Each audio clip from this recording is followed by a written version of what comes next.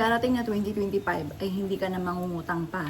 Kung napakarami mong utang sa ngayon malapit na matapos ang 2024, hindi natin masabi, maaaring bago sumapit ang 2025, mabayaran nyo na ito. Basta pag napanood nyo ito, gawin nyo na kagad. Pero kailangan may 100% kang paniwala. Kailangan mula sa puso yung pag-wish, naniwala ka sa mga wini-wish po ninyo, inyong makakamtan. Pagtapos sasabay nyo syempre na sipag at syaga. Walang imposible mga bossing. Ito pa mga bossing ko ay ang asin. Ang asin mga bossing ko ay isa sa mga napakaswerte pagdating sa usapin mga bossing ko ng pang-alis ng mga kamalasan. Maaring marami ng kamalasan sa loob ng inyong tahanan or may mga kamalasan na dumikit po sa inyo na siya nagiging dahilan kung bakit lagi po kayong walang pera. Kahit ikaw ay masipag at matyaga pero lagi ka pa rin walang pera. Mainam mga bossing ko na subukan nyo po ito. Kumuha ka kung ng isang mangkukan na malaki, pero mas malaki pa po dito. Ngayon, at ilagay nyo po siya, kailangan malinis na malinis yung asin. At ilagay nyo po siya sa harapan ng bahay po ninyo or sa harapan ng inyo po negosyo.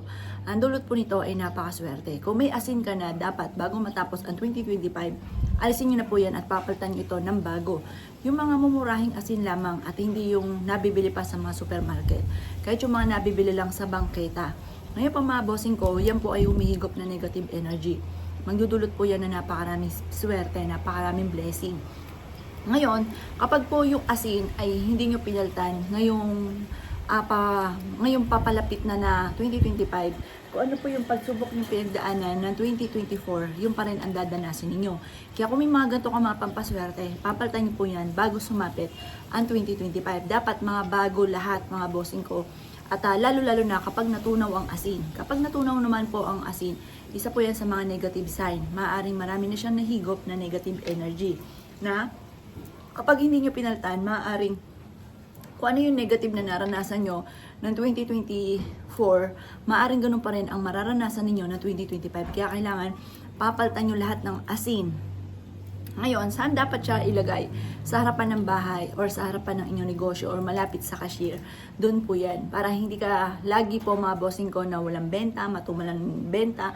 Mainam po, meron kayong ganito para tuloy-tuloy ang benta. Para araw-araw malaki ang benta. Proven po ito mga bossing. Kaya kung ikinaniniwala at naisip po itong gawin nyo na po siya. Napaka-epektibo po nito mga boss. Kaya kung ikaw po ay gagawa, kailangan may 100% kang paniniwala. At kailangan mga bossing ko, lagi kang positive. Kapag gumagawa ka ng ganito, kailangan laging positive. Kasi kung ikaw ay nega rin po ang mga nangyayari. Kaya kailangan laging positive mga boss. Kung ikaw ay gagawa mga bossing ko, ay mas mainam na subukan niyo po ito. Napaka-epektibo po nito mga bossing ko. At wag mong kakalimutan, lalo na ang asin. Ngayon darating na 2025, Year of the Snake Wood. Dahil ito ay malaking maitutulong sa inyo mga bossing. Mas pagagaanin ito, ang daloy na swerte po sa inyo. Kaya kung tiniwala at na siya po itong gawin, siya mga boss, good luck po sa inyo po lahat.